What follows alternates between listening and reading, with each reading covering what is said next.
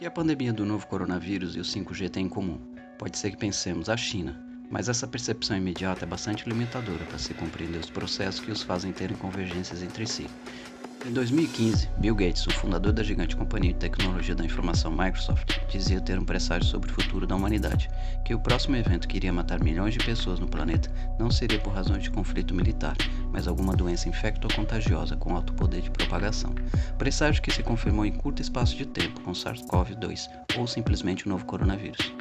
O geógrafo estadunidense David Harvey aponta que estamos vivenciando uma conjuntura na qual a compressão do tempo e espaço significa o encolhimento do espaço-mundo pelo advento das técnicas, aniquilando-se as distâncias. A aceleração dos ritmos de vida gerada desde a concepção do capitalismo, ao mesmo tempo em que faz ultrapassar barreiras espaciais, faz o mundo parecer mais encolhido para nós. Segundo dados da Universidade Johns Hopkins da primeira semana de janeiro de 2022, ou seja, 2 anos após o início dos primeiros registros do novo coronavírus em Wuhan, na China, mais de 300 milhões de pessoas foram infectadas em todos os países do mundo, com mais de 5 milhões de óbitos, ainda que não de forma homogênea, seja em contaminação ou de relação entre contaminados e óbitos. A globalização é apontada por Milton Santos como o ápice do processo de internacionalização capitalista, e a rápida propagação do novo coronavírus pelo planeta ratifica essa constatação. Os meios de transporte, intensos fluxos de informações e as redes técnicas desempenham um papel central nesse contexto. Desde o paciente zero identificado na cidade no interior da China, o novo coronavírus passou a atingir Serra da Saudade, em Minas Gerais,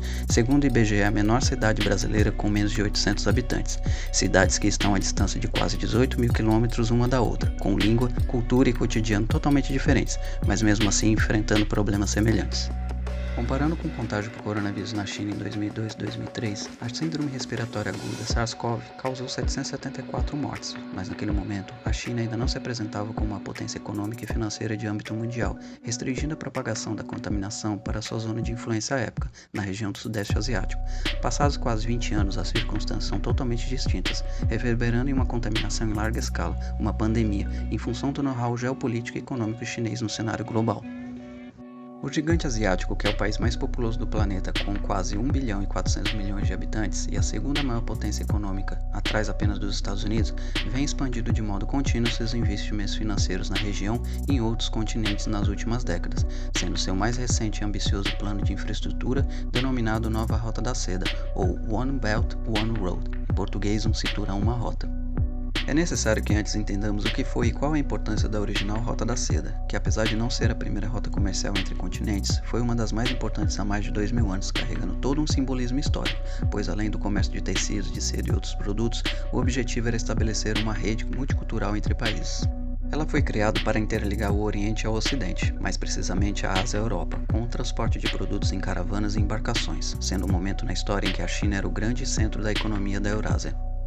Com o intuito atual de retomar protagonismo econômico, cultural e social, o líder da China, Xi Jinping, apresenta esse sonho chinês para sua população como um resgate à grandeza das dinastias passadas, ou seja, fazer com que o país se torne a grande potência mundial superando os Estados Unidos, em que o prazo para esse objetivo é 2049, ano que marca o centenário da Revolução Chinesa. A nova Rota da Seda consiste em uma série de investimentos, principalmente nas áreas de transporte, devendo ser tanto terrestres, cinturão, conectando Ásia, Europa, Oriente Médio e África, regiões de extrema importância geopolítica, quanto marítimas, rota, passando pelo Oceano Pacífico, atravessando o Oceano Índico e alcançando o Mar Mediterrâneo. Essa integração do gigante asiático pela nova Rota da Seda é de fundamental importância para o projeto chinês de globalização, recriando o sistema sinocêntrico, isto é, a China como centro econômico do mundo, gerando demanda para sua indústria nacional, que tem elevada capacidade ociosa, contribuindo também para potencializar a internacionalização de suas empresas e exportação de serviços, fortalecendo a presença do país na rede comercial mundial. Como setor-chave global de investimento, a tecnologia informacional 5G está sendo o novo fronte de disputa acirrada entre as duas maiores potências mundiais, Estados Unidos e China, pela comercialização dessa tecnologia para outros países. Mas do que se trata esse avanço tecnológico e por que ele tem gerado tanto ruído nas relações internacionais que estão para além dos países principais da disputa? A quinta geração de internet móvel é uma nova frequência para a transmissão de dados em velocidade até 100 vezes maiores que o 4G, podendo-se abrir caminho para a transformação sem precedentes em diversos setores. Essa velocidade prometida vai permitir o estabelecimento de redes elétricas inteligentes, que serão a porta de entrada para a nova geração de carros autônomos, a realização de cirurgias de maneira remota, o controle de processos nas fábricas por meio de inteligência artificial, uso de drones para entregas mais rápidas, entre outras mudanças. Essa nova fase das redes de dados móveis faz com que se tenha que repensar a estrutura das cidades por causa da necessidade de uma mega infraestrutura física, que são os data centers. É nesse ponto que está sendo travada a batalha mercadológica entre China e Estados Unidos. A empresa chinesa Huawei vem sendo o maior alvo da artilharia estadunidense, uma vez que ela possui a maior estrutura em países estratégicos ou importantes para os Estados Unidos, como é o caso do Brasil. Os estadunidenses não foram os únicos a usarem a narrativa sobre a vulnerabilidade informacional para barrar a expansão da tecnologia da empresa chinesa em seu território. Reino Unido, Japão, Austrália, França, Rússia, Nova Zelândia e Itália também baniram o uso dos equipamentos da empresa chinesa.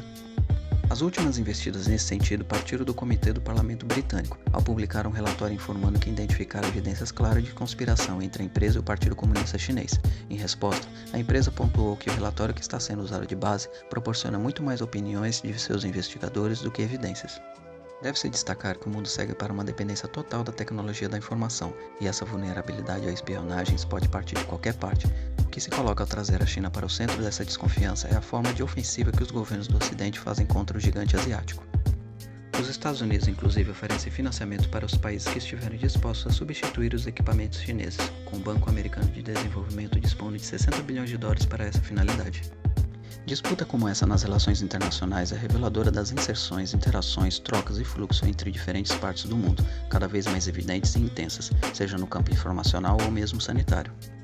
E se temos a possibilidade também crescente de eventos como a pandemia do novo coronavírus ocorrerem, é porque, como apontado pelo geógrafo André Luiz Teodoro Rodrigues, da Universidade Federal Rural do Rio de Janeiro, essa pandemia é uma pandemia capitalista, e por ser capitalista, é uma pandemia globalizada.